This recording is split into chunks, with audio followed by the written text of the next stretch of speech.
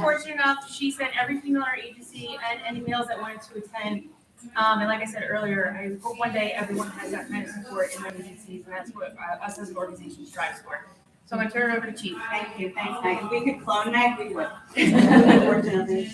Hi, my name is Chief Jessica Plumeri. I have over 20 years in law enforcement. Many of you were probably babies when I first started, but 10 years of my career was undercover. I was in a narcotics unit for almost 10 years. I was almost always the only female in the narcotics unit. I was very blessed with the support that I had from my bosses and from the guys that I worked with that helped me advance my undercover career and do something that I really loved. So let's just get into it.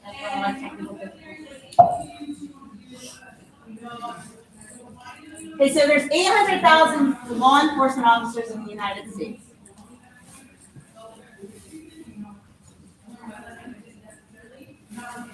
And only 12% are female, which is unbelievable to me. It is unbelievable to me that I'm the only female county chief in the state.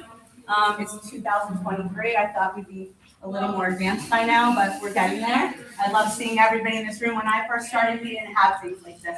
So you guys are so lucky and fortunate to have the support of all the women in this room and these great speakers. I mean, I don't even know how I followed Anna after this morning. Like, she was amazing, but we didn't have all the support that you have, and it's just going to continue to grow, which is great.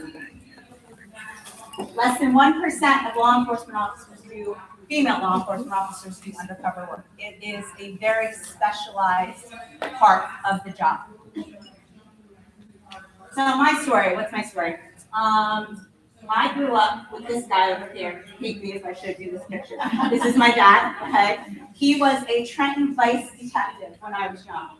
And this is my Uncle Jimmy. He was his partner. They were vice cops, right? So I would be a kid and I would watch them come home and they would look different all the time. So back in their day, it was organized crime, narcotics was pretty much what they did. Some corruption, some not. But every day they would come in looking different. You either got a mob guy, you got a drug guy, maybe you got a murder for hire guy. And I was fascinated by the whole thing. I don't think I completely understood it, but I was absolutely fascinated by it. And the way he explained it to me was, we catch the bad guys by playing the bad guys. And that always stuck in my head. And I never thought in terms of mix when I became cop, right? All right, I'm a female, I can do it, because that man told me I could do it. And he was in the Trenton Police Department, and he mentored a young female cop. She went on to be my Aunt Evie, a DEA agent, when she was in college. And to me, that was normal. That was like 1978. Like, who's mentoring a female detective in the Trenton Police Department in 1978? But that was him. And he made me realize that I can do it. And I fell in love with that idea of, I can catch the bad guys by being a bad guy or a bad girl, right? So that's how it all got started in my head. So he always told me that if you follow your passion, you will never, ever go to work. You will never feel like it's work. It's your passion every day, right? So I was fortunate that I was able to follow my passion by being an undercover officer. But my passions before work, okay? These are my two kids. That's Nina, that's Sam. Sam's going to drive me to drink one day. Nina, fantastic, right? He's a boy, all he cares about is sports and not doing his homework and things like that. These are our two rescues. That's Puff Daddy in the back. He looks like he's a little crazy. And that's Sookie in the front. These are what I go home to every day, and they are obviously my first passion in life. So my story, I graduated from college. I'm thinking about law school. I'm still thinking about law enforcement, but wasn't really 100% sure. And I get into law school, and my mom says, listen, we're not paying you if you're not sure, so you better figure it out.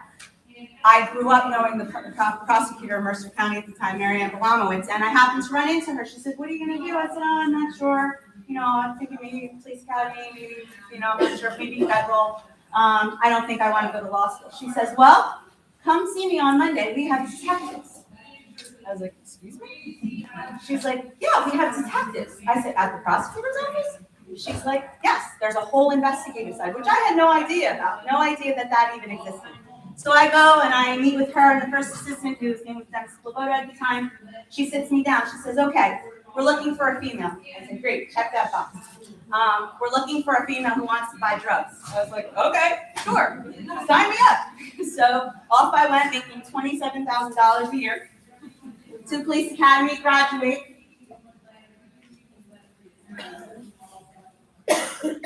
And so how it works in the prosecutor's office, in our prosecutor's offices, after you graduate, you go to trial unit detentions, it's called now, where you prep files, you kind of get your foundations for everything, right? You learn the complaints, you learn the charges, you read reports, you know what bad reports are, good reports are. Not the most glamorous job in the world, not the most fun job in the world, but you get all your foundations. So I spent a little bit of time there, and then all of a sudden I got that phone call from the chief. We're going to assign you to SIU, our Special Investigations Unit. It's like I got a call from God, right? This is what I've been looking for since I was this big, and I watched my dad play the bad guy.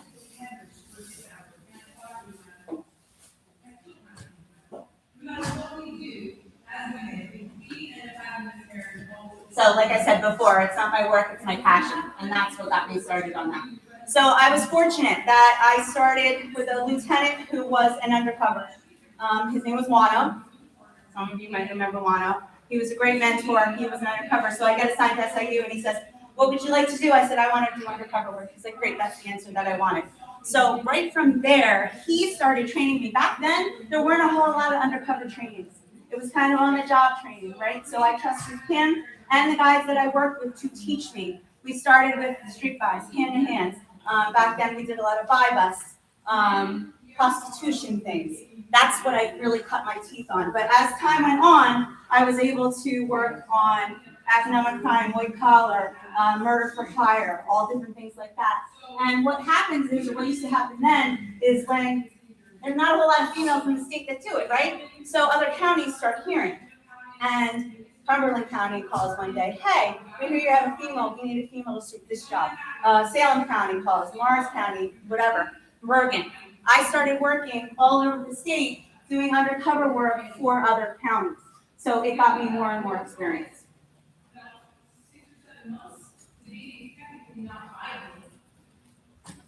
Okay, there's my really young self with one of the bigger jobs that we did. This was done with the DEA. We got over 2,000 bricks, I believe, on that job. It was a job where I would drive the target. We put 20 grand in the trunk. I would pick the target up. He'd switch out the money and the drugs, and then we would go on our way and do whatever we had to do. And this is the day that we took him off. He was very surprised that I was not his friend. All right. So then, after I progressed through narcotics and through the Mercer County Prosecutor's Office, I was offered the opportunity to be the undersheriff and the sheriff's office in Mercer County. It's kind of equivalent to a deputy chief. I did that for 4 years. Then they called me back to my home where I started, deputy chief and now chief. So let's talk about who is the female undercover professional. Okay, this is who they are, who we are, right? Wives, moms, daughters, friends, aunts.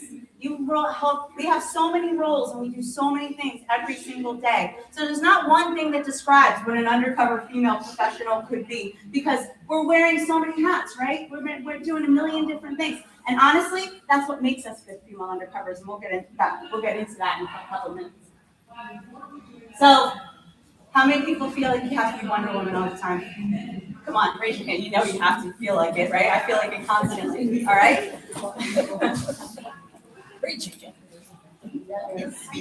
All right, what makes a great undercover? Let's talk about that. Grit. It's really important that you have grit. You have to want it, right? You have to want to get into the dirty parts of the job. You're not going to look like this. You're not going to look dressed all the time. You're going to look like shit part of the time, right? The first time I met our first assistant prosecutor, I was dressed. I just came off a heroin buy. I tried to get into a courtroom. She wouldn't let me in the courtroom. She said, I'm sorry, you have to go into the courtroom. I said, no, I'm here to see the judge. The judge is expecting me. No, ma'am, you have to go into the courtroom. So I'm looking a certain way, not realizing I'm looking a certain way. She wouldn't let me in to see the judge. She was doing her job. Tenacity.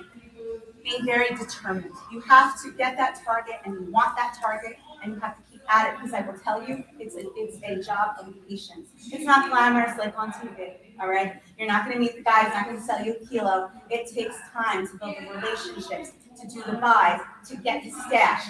It's a job that takes determination. Perseverance, same thing, you gotta keep at it. Mental strength, all right? There's gonna be times where you're working as an undercover officer and you have to block out the rest of your life and concentrate on what you're doing because that target will pick up on in a second if you're off, and they will call you on it, and it might jeopardize your life or the job. Physical strength, obviously, so you've got to be able to take care of yourself. Megan Flanagan and I had the opportunity to testify before the legislature because they were going to lower the standards for female PT, the PT test in the academies. They wanted to lower it, right? Megan and I went and with some other law enforcement professionals, and we testified that no, we can do just what the guys do, right? And we shouldn't ever have those standards lowered. And that's going to help you later on in, God forbid, a situation. We need to adapt as undercovers. Things change in an instant, right?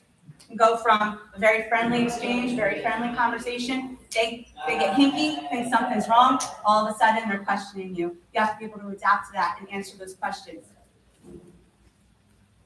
This is my favorite. Adaptability. Seeing an obstacle is something to overcome, right? We have to overcome it. And that's a lot of what undercover work is. The poor dog. It is peanut butter. And you have aspiration. You have to aspire to achieve. So, being a female, this was in the 90s, okay? So, not everybody was accepting of a 23-year-old girl wanting to be an undercover, right? They didn't want to have to babysit me or take care of me or whatever it was. But this is the mindset. I mean, we didn't have this meme back then, obviously. But this is the mindset that you have to have going in. Does Sharks complain about Monday? No. They're up early. They're biting stuff. They're chasing shit. They're being scary and reminding everyone that they are a fucking shark. And that's what you have to remember in your head, not just in undercover work, but in everyday police work. Even more so as a female. Courage, obviously. You're going to get in a car with a drug dealer who's got 3 guns on him, and you're going to buy heroin, whatever from him. You need to have courage. And everybody in this room, obviously. You're not in this profession if you don't. All right. These are the qualities of a great police officer. All those things that we just went through, obviously, they're qualities of a great police officer. But there's a few differences in undercover work. Undercover work, you have to be able to talk fast. You have to be able to talk and change your story if you need to. They're going to question you. Are you a cop? No, I'm not a cop. You have to tell me if you're a cop. Huh? I'm not a cop. I'm not a cop. And they will question you and go at you and hammer you. And you have to be able to answer those questions. And if you don't, the buy's not going to happen, the job's not going to happen, or you're going to put yourself in danger. So if you are not comfortable in those kind of situations, that's okay. Maybe undercover work isn't for you, but it's something that is an integral part of the job. You have to be someone else. You have to think on your feet constantly. Be aware of your surroundings constantly. It's a job that requires, you can't sleep on it, obviously.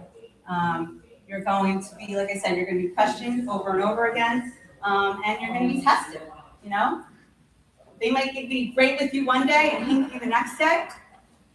You got to think on your feet. Be confident.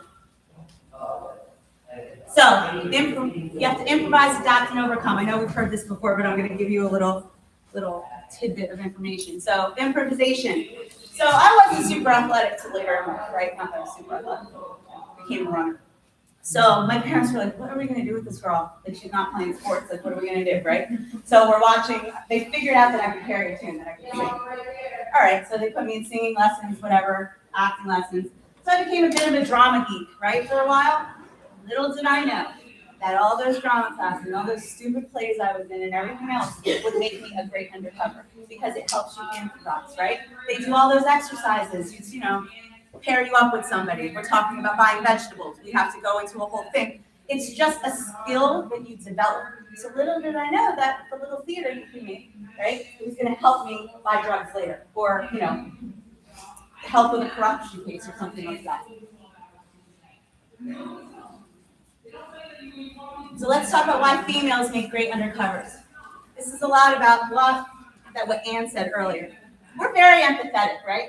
A little more empathetic than our male counterparts, no offense, Chris.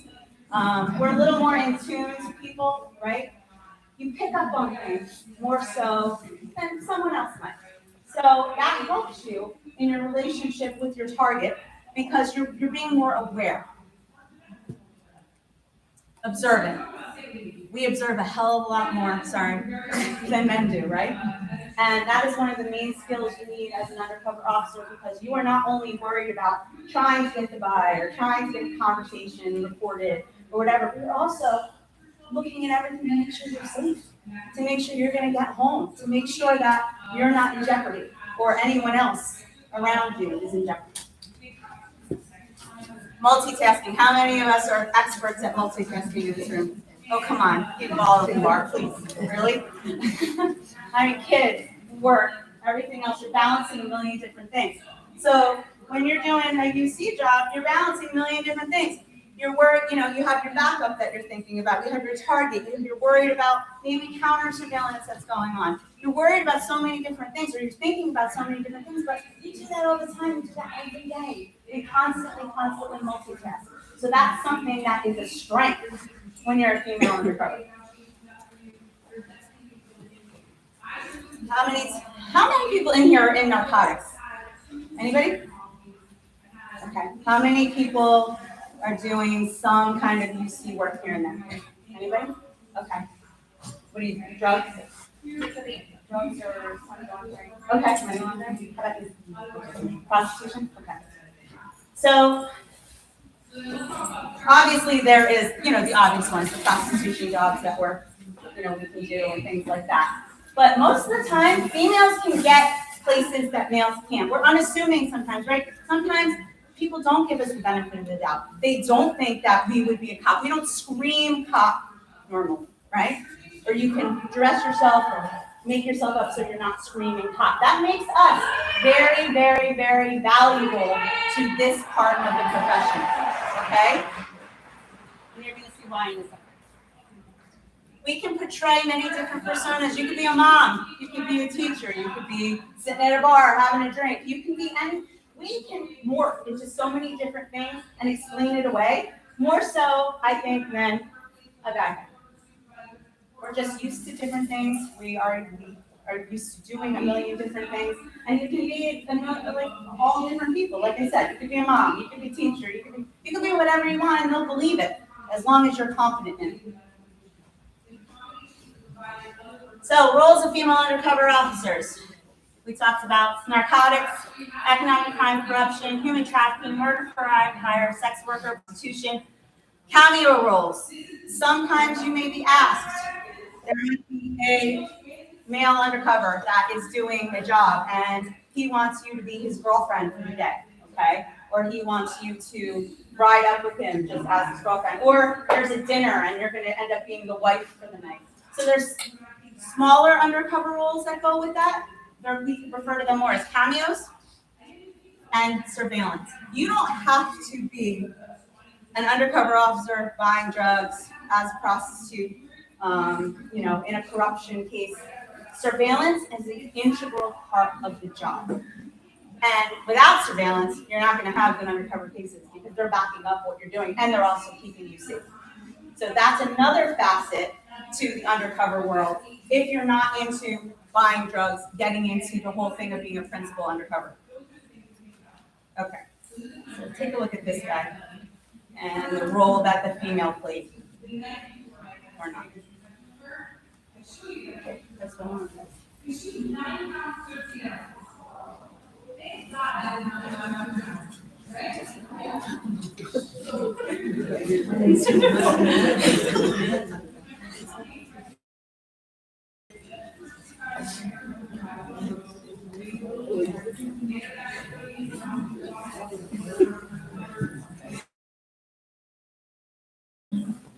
Okay, I'm gonna set this bar. I'm sorry?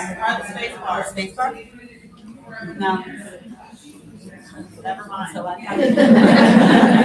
set this up for you while Chris is working on it. So this guy is not wanted. He is suspected of murder of his wife. This is one of the most ghastly crimes I've ever seen. Okay, here we go. This is one of the most ghastly crimes I've ever seen. The hottest places in hell are reserved for people like me. We're in Canton, Ohio, for the case of 73-year-old Philip Snyder. 7 months earlier, Snyder said his wife of 53 years died during a road trip the couple were taking to Graceland in Tennessee. But when his story didn't add up, family members contacted police and they paid him a visit.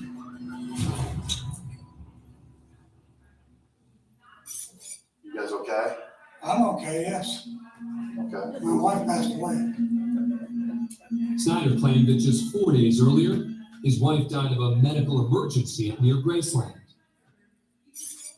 She choked on a phlegm. She'd been choking for quite a year. She wanted to go down one more time before she died. She thought, I think she knew she was gonna die.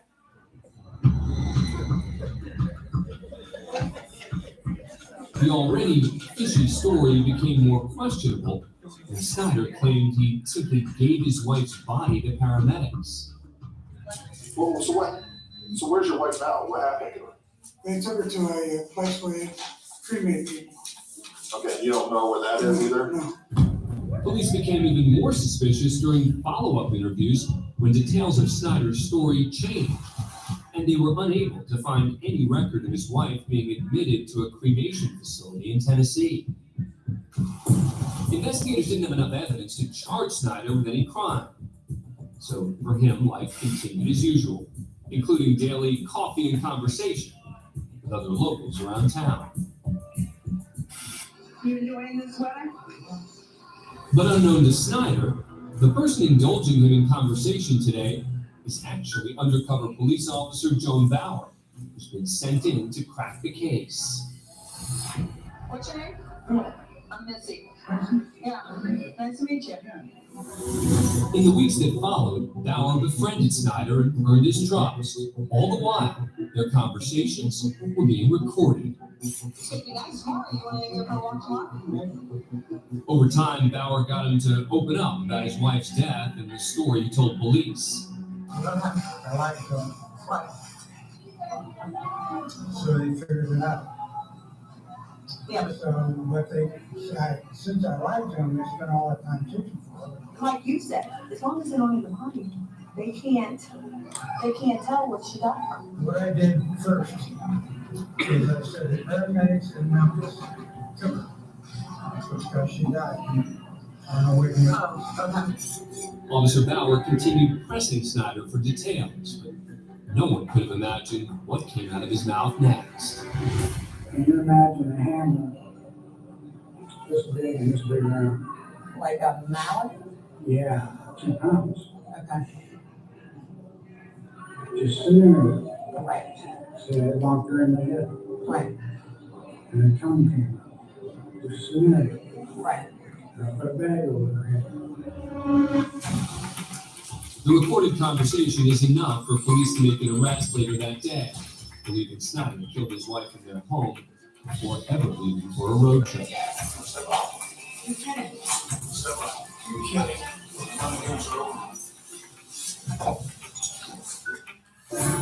Philip Snyder was charged with aggravated murder and gross abuse of a corpse.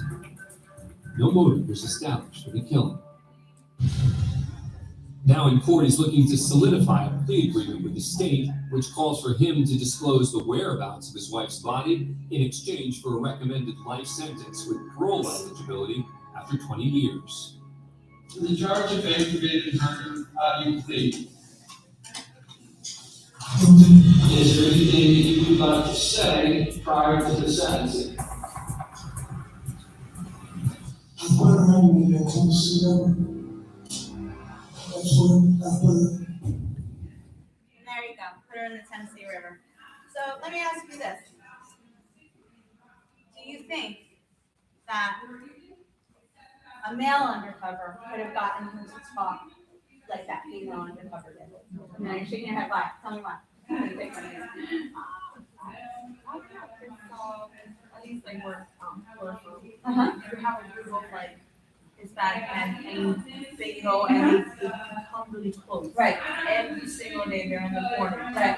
So it could be, but with a female, maybe having like romantic interest or that emotional. They're vulnerable, right? Their guard comes down a little bit. It just, it's just easier in that sense. And this was the perfect case. It's not every case a female is going to be perfect for. But in this case, they knew he's hanging out at the coffee shop or wherever he was, talking to people. He's kind of lonely probably, right?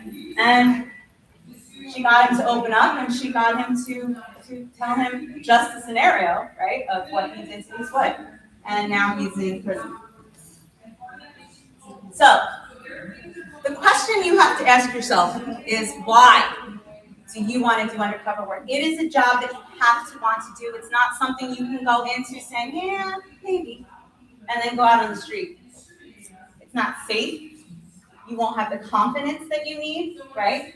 And it's not going to get you, you're not going to be comfortable in the situations that you're in, that you're put in. So skills are cheap and passion is priceless. If you have a passion for what you're doing, like I said before, you're going to want to work really hard to succeed. So in this type of work, it's something you have to want to do.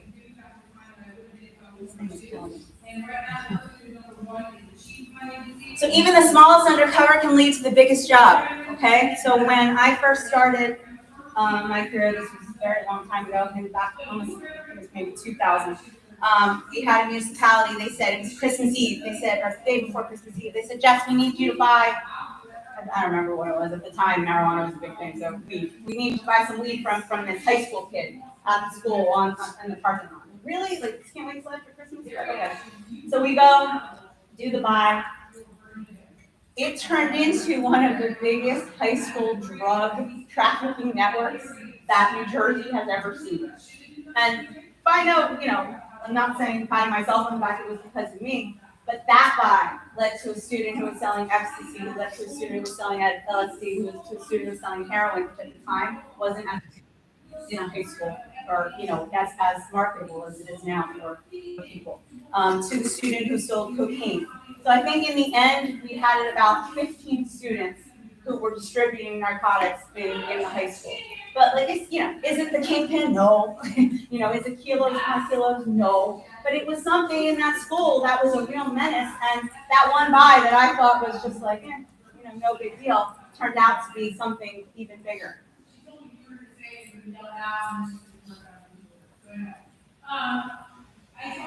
So, when you're doing undercover work, the biggest thing you have to think about is what's your story? Who are you? You need a legend. I don't care if you're doing a hand with somebody and you're only meeting them once, or you're doing a corruption job that's going to last you months on end. Okay, your legend is your story. It's who you are. It's who you are as an undercover. There are certain things that you can do to make your legend more memorable for yourself. Stick with a familiar name. Don't make up a name that you're not going to remember. Like Anastasia so-and-so, no, right? My middle name's Anne, so I always went with Anna, right? My mom's maiden name is Russo. I was Anna Russo if I didn't have to be. Sometimes, sometimes it would be Martinez or something like that. But it was a name that I was always familiar with, or I could come back to. My mom's name is Joanne. Sometimes I would use Joanne. It's something that I could always come back to, and I would always remember, and I'm not going to trip on it, right? Details that are familiar to you and you're able to recall. Where do you live? Where do you come from? Where your family is? What do you do for a living? Don't tell them you're a vet tech if you don't know shit about being a vet tech, okay? Yes. Sure. I understand you did this work back in the 90s, but now with social media and just getting that serious. I'm getting it. No, you please finish your question now. So I did this back in the 90s, but I also did it from 2012 to 2016. So I have both things covered. All right.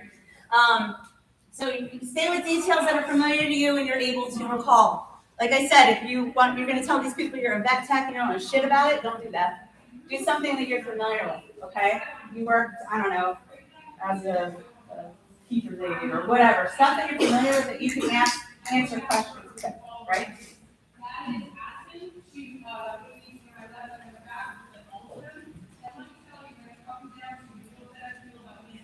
So you're gonna say things that are familiar to you in real life. That's very, very, very, very important.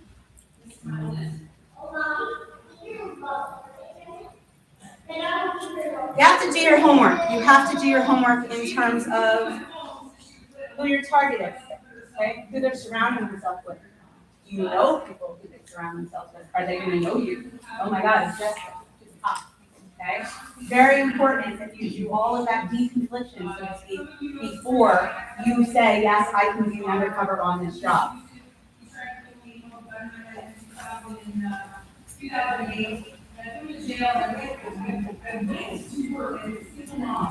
What's most important in this job is trusting your gut. If someone comes to you and says, look, I need an undercover for this job and I need you to be that person, and they want you to do something you're not comfortable with, they are telling you that you're going to be inside of a house where people can't see you, right? There's surveillance, your backup can't look at you. Or anything that's not making your gut feel good, you trust it, okay? You trust it the minute you get out there and something doesn't feel right, you get the hell out of there. The times I didn't trust my gut are the times that got me in trouble. So that's something that, if you could take anything away from this today, if you get into undercover work, you always need to trust your gut. So what's unique to female undercovers? Okay, let's talk about boundaries. So I told you that I worked all over the state with different agencies. Sometimes they're going to pair you up with a male officer, okay? You're going to be my girlfriend for the night, okay? So being early in my career, I didn't know enough to do this, but I'm paired up with a male officer, and we go in with his girlfriend. Next thing you know, he's all over me, right? And you're in the middle of an undercover situation, so you play it the way you want. Oh, stop, honey, whatever, But like it was to the point where I was like, oh, I said, get the fuck off me, right? So you have to set your boundaries right away. You set your boundaries with any other officers that you're working with. That's going to be in that kind of situation. It's like, okay, I'll hold your hand. You can hold my hand. You can put your hand on my knee. Don't touch my hand. You have to do that right away because it happens, unfortunately. Targets the investigation. So you're going to come across, if you're doing a drug investigation sometimes, right? And it's a sad thing, but sometimes people will trade sexual favors for drugs, right?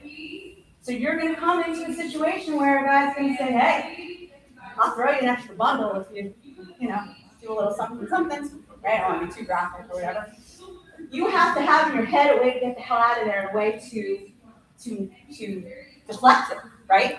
I always like to do my jobs out in the open. I didn't like to go into houses because nobody can see me and I can't get out, right? So I'm in a parking lot. I'm in wherever, at a park. So that way my surveillance can see me and I can get out a lot faster than if I'm trapped in this guy's house, right? So I would always go with, I'm late for work. I would always have a car seat in the back of my car. Gotta pick up my kid. Gotta pick up my kid. And listen, greed is gonna overtake the sexual stuff most of the time. They want your money. All right, so if you're throwing the money at them, you could probably just use it with some excuses. And if it's pushed too far, then you get out of there. It's not, no drug is worth anything. Nothing's worth that, right? You have to have in your mind a way to get out of the situation. How are you getting out of it? Always have a story. All right, surveillance. Like I said, you don't always have to be the undercover where you're the buyer, you're dealing with the corruption. You need surveillance. Surveillance is key. Our surveillance unit I consider them undercovers, right? They are watching everything you do. They're watching everything the target does. They are finding out where their stash is. They are finding out if there's counter surveillance. They're finding out if you are in danger, okay? So if you have the opportunity to be a surveillance officer as a female, know your area. Get out there and drive all the streets, look at the alleys, everything else. You can become an expert in surveillance. Surveillance is an art. Not everyone is good at it. But it is a very, very key undercover role in a unit like that. Now, what do you think the biggest obstacle for females is in surveillance? And don't you answer because I know you know what it is. You're in a car for a long time. You're following people for a long time. Right, who can pee in a bottle? Not us, right? You can't pee in a bottle. So stuff that you don't think about is I knew where every clean toilet was in Trenton, everywhere, right? And you have to, at some point, you're on a surveillance for 8 hours. You have to say, hey, sorry, I need to break off, right? You have to set those things up for yourself because you can only hold it for so long, right? And somebody else can pick up your spot and then you can just jump in the line after. Also, be prepared. You never know how long you're going to be in that car. Have snacks, have phone chargers, have water, right? Because there are times where, right, Deshaun, how long could you be in that car? 16 hours, yeah. So it is a key undercover role without actually doing the undercover exchanges and work like that. So how are you managing undercover work and home life? Like how are you balancing your caseload? So if you are in the middle of a narcotics job, your phone's, let's face it, do drug dealers work 9 to 5? No. So your phone's going to be blown up on Sunday at 3 p.m. when you're at your kid's soccer. Okay? You have to figure out how to balance that. Undercover work can be all-consuming. If you get locked on, I mean, I know it was for me. You get locked in on a target, you want nothing more than to get that person.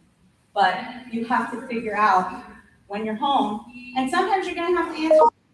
Listen, if you're an addict and you're buying drugs, and he's calling me and saying, I got fired, I'm going to give you this, and I'm going to give you that, and you're not answering, something's not right, right? So you're going to have to give him a little, but you're going to have to figure out that balance where you can put that phone aside just for a little bit. After your kids talking to you, your kids taking a nap, and your kids over here, right? Not that immediate, oh my God, I'm going to ignore my child. And I'm saying this because I've done it, right? And I don't want you to have to do that. You get so locked in. I remember being on a beach in North Carolina. We had a GPS on a guy that was buying from their car. And I wasn't watching my kids playing in the sand. I was watching where it was going. We would stash, we'd get here, we'd get there. And my surveillance guys are texting me and everything else. So you have to figure out in your head where that balance is. And I will tell you, it is not easy, but it's something you have to figure out to be comfortable with yourself. You also have to figure out how to quickly change from your undercover life to your real life, okay? I will never forget my son. He's in first grade. He had his Mother's Day tea. I was on Stuyvesant Avenue in Trenton. I bought some heroin, looked at the clock. Of course, he wasn't on time, whatever, blah, blah, blah. Looked at the clock. Oh, my God, I have to be at my son's school. Do you know what I looked like when I walked into that school? Okay? Thankfully, some of the moms in the class knew what I did for a living. But when I look at those pictures, I cringe. My poor little boy. He actually told at circle time one year, my mommy buys drugs for a living. Thank God the teacher knew what I did, but I don't know how many kids went home and said, hey, guess what? Sam's mom buys drugs. So it's that, it's that really fine line. Looking back, I would have pushed that guy off. I would have done it the next day, but I rolled in looking like I crawled out of an alley to my son's, Mother's Day too. But it's you have to balance it in your head. And I'm just telling you this because I can look back now and I can see that pie didn't matter that day. That Mother's Day tea did, and you look at yourself.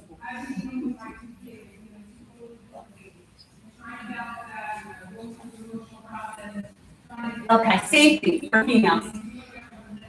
So there's always the question in undercover work to carry or not to carry. Do you carry when you go all the time? At the beginning, I was afraid, but Okay. I was convinced, so I was avoiding those, but Yep. And you were good with it? How about you? Same, I was scared in the beginning. Yeah. Now I'm a little bit more confident. Yeah. What about, so I was the same way, and I would pick and choose because sometimes in the summer, you're not dressed where you can conceal it, right? So, yeah, you can explain you have one if you see it. It's what your comfort level is. Some people say you're bringing another gun to a gunfight, that kind of a thing, but it's what your comfort level is. Sometimes I would.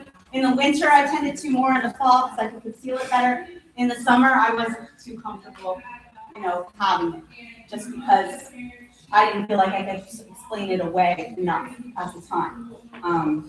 but it's all in your comfort level.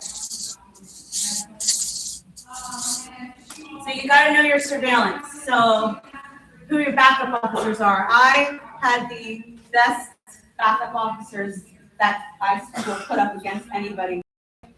There were three main guys that kept me alive for many, many years.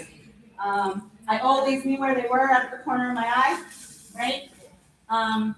And you should always have an idea where they are before you do the buy. And if you can, because sometimes you're gonna have to move and things like that. But after a while, you start to get into a sync where you know where they're gonna go, you know where they're gonna be, right? Yes, ma'am. Sure. On TV, right? Yeah. On TV, Yes. drug dealers always go, you get patted down for a gun on camera. Uh-huh. It's not obviously like that. Not- You taking a chance? In my experience, honestly, I was pat down once. But no, it happens. It does happen. It does happen. There are going to some people who question it. Now, look, here's the other thing too. As a female, you're not going and buying kilos, right? So my experience was a little different, where I would have informants who had like smaller charges introduce me, okay, and then I'd work my way up that way. I would find my stash and buys like that, right? So yes. Chris probably can answer that better than I could, but yeah, it's a possibility. Taking that chance. You're taking that chance, yep. But that's where you have to learn to talk, right? That's when the improv comes in, thinking on your feet. Right? You can explain why you have a gun. Look where I am. This fucking neighborhood is terrible. Yeah, so you can definitely explain it away. Other thing is, do you know the area? Make sure you know the area that you're going into. Now, if you are not traded, but you work with another county, you don't know the area so well, I liked for them to take me out so at least I knew, right, a little bit of where I was going to be. Your buy is going to be here at the quick check or whatever. All right, drive me around first so I can see what you're doing. So I know that if I have to get the hell out of there, I know I can go this way or I can go this way. That's really important. It's easier, obviously, when you're working in your home county. Can they hear you? Talking about your backup. Nowadays, it's much easier for your surveillance and everything for everybody to hear you because you have cars that are wired with mics, things like that. But listen, you saw my technology here, it's all screwed up. So that can happen out there too. So you want to make sure before you go out there, if they're using wires, if they're using mechanisms that they can hear what's going on, and a lot of times now it'll be video too. You want to make sure, test it before you go out. Like sometimes it's going to shit the bed, but do your best. What's your emergency word? So whenever you're doing an undercover, I don't care what it is. I don't care if it's corruption or drugs. You need to have a word that your people are going to know that if you say it, they're going to get to you, and they're going to get to you fast. Ours always was Winnebago. How I would work that into a sentence, I have no idea. I was very lucky that I never had to work it into a sentence, but that was our word. I think some of the guys still use it today. And what's your escape route? Anytime that I would drive up to meet somebody, I would look around and say, okay, I can get out this way if I have to, I can go this way, I can go around that corner. Scariest thing I ever did was a guy said, you're gonna meet me in this alley. I said, okay, I came down this way, he came down that way. I couldn't go anywhere, and I was stuck. And my backup was a good 30 seconds away. A lot can happen in 30 seconds, right? That was scary as shit. So make sure, don't do what I did, make sure ahead of time you can figure out how you can get the hell out of there if you have to. So in Mercer, we try to, if you're the undercover, you're not the case agent. You can't do both. I've done it, and it's impossible. You're thinking about too many different things. You need to worry about the undercover, and that's it. The case agent can write the search warrants. They can write the surveillance reports. Your surveillance people can write all that. You worry about your undercover report, and that's it. Also in Mercer, we instilled a policy that if you're working undercover, you are getting a UC identification number. Your name is not on anything. All you are identified as is that UC identification number. Now, it has not been challenged yet in our courts. I think it's about to, but our prosecutors are so passionate about it as we are for our safety that they're willing to fight it, right? So, and we instilled that if one of my guys is going to another county, They're not using their names in those reports. It's our UC number, and if you don't want to use their UC number, then you're not going to have it, period. Because honestly, Google anybody's name in here, you're going to find your name, address, like you said, social media. So that's how we protect our undercovers that way, all right? Because the minute they get discovered, your name's on the complaints, your name's in the dashboard, there it is, right? And they can find you. So that's how we protect our undercovers in Mercer. Training. This is something I can't emphasize enough. How many in here would like to try undercover? You think you might, you're not sure? Okay. All right, good. Good. There's a school unit. Undercover narcotics investigative training is put on by the AG's office. I've been a counselor, role player before. Chris is from my office. Chris Rios. A bunch of our guys are. That is the training where you can cut your teeth and see. They put you into scenarios. The minute you get there, you start scenarios, and you're going to be up against the best undercovers, and you're going to learn real fast whether you're comfortable talking, whether you just want to run the hell out of there because you're like, I'm not cut out for this. But it's a week-long training that I recommend anybody who's toying with the idea of being an undercover or wanting to do some kind of undercover work to go to. I know I think all of you guys have gone, right? Yes. Yeah. Okay. There's Top Gun narcotics training. It's a little bit of both. Tactical handgun for UC officers. That's a great one. If you can go to that, I forget what company it's given by, but they show you different places to carry tactically concealed, right? On your ankle is the best place to wear it tactically, but in certain UC situations, people might want to do it. They show you the best way to shoot that way, and in different concealed areas. New Jersey State Police and the FBI do an undercover school. This is for people who you already kind of cut your teeth on it and you want to go further. It's a week long. You live there. It's at Seabird. The minute you arrive there, they put you in scenarios. You forget you're at Seabird because all this shit's happening. You don't know what's going on. Like 1 minute you're in a white collar scenario, 1 minute you're here, 1 minute you're there. And it's a little bit of classroom, but mostly scenarios. And you either graduate or you don't. If you graduate, you go on a roster of undercovers, and if different counties need you, they know they can look and see, and then they have their thing. Jiu-jitsu. If you're in a situation where you are not armed, right, and you need to protect yourself. I took my great female detectives, most of which are here today. We did it with NJ Elio Jiu-Jitsu. We did a session with them. It's fantastic. I wish I could keep training, but I'm old and my back is all screwed up. But it's something to consider because you need a way to protect yourself if you're not armed, right? All right, real quick. Social media, your question? Keep yourself off of social media if you're doing undercover work. I don't want pictures of your kids. I don't want pictures of anything. You do not exist. You tell your family members, I don't want anything on there, right? You keep yourself and everything else off. They can Google Anna Russo. They're not going to find me, but it's important that you keep yourself off of it. And then let's.